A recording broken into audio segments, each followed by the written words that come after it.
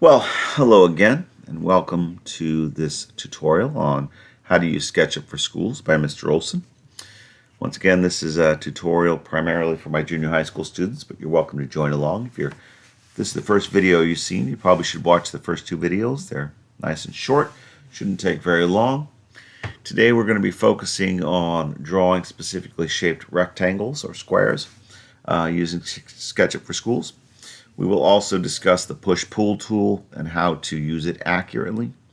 But I need to start out by addressing some issues that some of my students had in class, and they stem from one specific thing that they're not doing, which is you need to click on this button here, and I'm asking my students and anyone who's following along with what I'm doing right now out there in the world to start with decimal inches. You can switch to millimeters later on, or centimeters, or whatever you want to work with, or feet. But if you're working with something different, then your numbers will come out differently than mine. So I'm going to choose decimal inches right here and then create new, and that's going to leave me with decimal inches. Why that's important is if I type a number like 5, enter, it's going to move 5 inches. If I had chosen something different, it would move different amounts or different distances. All right, so here we are. I'm going to start this demo by discussing rectangles. This is the rectangle tool right here. And I'm going to click on that one right there. This is the standard rectangle that I use. There's another way of doing rectangles here, but I use this one right here exclusively, personally. And I'm going to click an area right around in here. I'm going to click and drag and take my hand off the mouse. Okay, so I clicked in a spot. I moved off in one direction. I could have moved over here or down here. I could have moved any which way I wanted. But I'm going to move up in that direction. I'm going to let go of the mouse. And I'm going to type the length and comma width. So I'm going to type 48 comma 48, enter. And once again, it shrunk down very small. So I'm going to go ahead and zoom in on that, and I'll show you what I accomplished with my 48 comma 48. I'll grab a tape measure right here, and I'm going to show you that this is in fact 48 inches by 48 inches. Okay, and if you were working in feet, then it wouldn't give you those measurements. I'm going to also show you, in addition to the other things, I'm going to show you how to use this tape measure to draw what's called guidelines. But before I do that, I'm going to address something that was in the last video where I wasn't sure how to accomplish certain things, and it worried me that it wasn't as easy as it was in the other video. But I had a viewer, also known as my brother, who texted me immediately after I was done with my video, showing me that it's right here. These are the different views that I can click on to get to various different perspectives.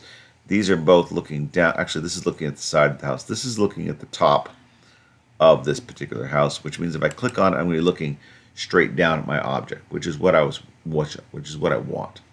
So this is the top view. I'm going to close that. So this is me looking perfectly straight down at my object. It's interesting, it gave me the on face is 16 square feet. I like that. All right, so what I'm going to have you do, if you'd like to follow along with me, is I'm going to click right here, and I'm going to come in this way. So I just move my mouse to the right after clicking, take my hand off, and type 4, enter, which moves it 4 inches. I'm going to do the same thing all the way around, and I want you to notice, see how it's not really locking in place anywhere here? But if I type 4, enter, the next time around it's going to say, hey, he just did that twice. I think I might remember that. And, well, it did it last time. That didn't work the way I want. I wonder if it's going to do it the third time. Interesting. Last time I did this demo, it clicked. Quite often it recognizes what you just did, especially if you're doing it in a sequence, and it remembers it, and it kind of snaps in place. But anyways, we're going to leave that as a bit of a puzzle. Okay, so that's the guideline. Now if I click here, it still worked. But sometimes using Google Classroom, or let's take a look at Google SketchUp Make and see whether or not it does anything different. So I'm going to, this is already looking down at it, I'm going to type 48 comma 48, enter. And I'm using the rectangle tool right there. I'm going to go in with the tape measure. I'm going to click for enter, for enter. It's also not snapping. I keep expecting it to snap. It snapped last time around I was doing this demo. Interesting. Really surprised that it's not. Anyways, so there you'll see that SketchUp Make and SketchUp for Schools really not that different. Just the tools are kind of wide out there ready for you to use. All right, so next thing I want you to do is I want you to go back to our rectangle, this one right here. I want you to click in the corner, and I want you to drag up this way, and I'm going to have you type 20, comma, 20, enter. Okay. Now, I am also going to have you draw a rectangle from this corner and type, let's do 8, comma, 8, enter. And we're going to put one of these in all four corners, 8, comma, 8, enter. 8, comma, 8, enter. So now we have a square in all the corners and a large square here.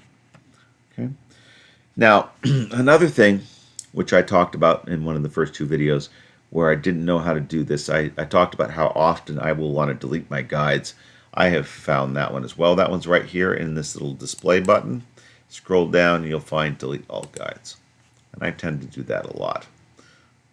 I use lots of guides and then I want to delete them. Okay, so that's what I would like you to do if you're following along with me first. It's a 20 by 20 square and 3 8 by 8 squares placed 4 inches from the edges of a 48 by 48 square. I'm going to go ahead and move myself into this position here, actually. That position. I'm going to pull this up right here. Okay, let's talk about pushing and pulling. Let me escape that. To push and pull something a specific distance, you want to click, move it in whatever direction that you want it to go, and then type in a number. So I'm going to type 20, enter, and that makes it a perfect square. Okay.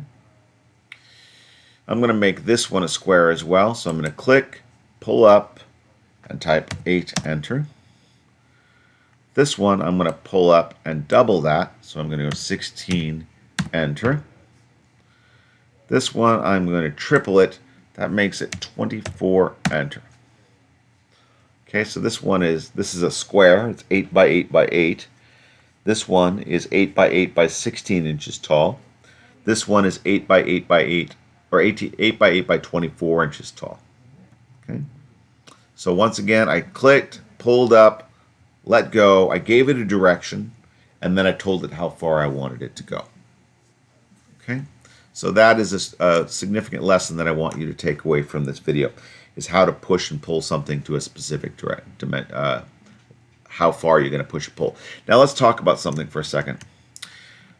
I have had students over the years that make this mistake. They'll pull up a little bit, then they'll stop, and then they'll pull up and they'll give it a dimension. And then they'll wonder, why, Mr. Olson, is this not 24 inches like I just told it to? The answer is obviously the fact that it was pulled twice. And if I Control Z once, twice, you'll see that it was already pulled up beforehand. So you need to make sure that when you need to recognize that when I can't pull up on this thing right here and say, nah, I want that thing to be 13 inches tall. Okay, it's not 13 inches tall. It's 13 inches taller than whatever it was. So it used to be 16, which means now it's 29. Yeah, 29. Because it was 16 inches tall, I pulled it up 13 inches. So you need to recognize what you're doing when you're pulling these things. You're not telling it how tall you want it to be. You're telling it how far you want it to move. So I'm moving that to 24 inches. Okay, important lesson to learn. I'm going to go back to the line tool we've been using, and we're going to use the midpoint. Lovely thing about this program is it'll lock into all different places, like the midpoints. I'm going to click on that midpoint and move to that midpoint. Click on this midpoint and move to that midpoint. And that is going to divide this thing into 4. Now the other thing that I want you to learn about the push-pull tool is that you can use it. You'll remember in the first video, we were using inferencing to line up the last line to make everything square. There's another way of using inferencing, and I'm going to use that one right now. I'm going to push down on this thing, and then with my finger still pushed, I'm going to come over here, and it's going to make it the same height as that. It's going to make it the same. It basically brought it down to that level. Okay. And I'm going to do that with each of these respective sides. I'm going to take this to here. There it is. And I take this to this. It's going to make it taller. Now, if I check these measurements, this measurement here is 24, just like this was. This measurement here is 16, just like that. And this measurement is going to be 8, just like that. And that measurement in the back is going to still be 20. Yeah. All right. So I'd like you to check your measurements and make sure that everything was successful. And call that a day. I want you to notice SketchUp's got some really weird things about it that don't seem to really work the way that I would think that I would want them to be. I would think that this would not be hollow like it is right now. But these things could be fixed by doing what's called healing these edges. If you wanted to, you can heal those edges to close up those boxes if you wanted to. But one way or the other, this is your lesson for today, or at least the lesson for this time around, is using the push-pull tool accurately to both pull in a very specific amount and also pull to make it match something else on that you've already done.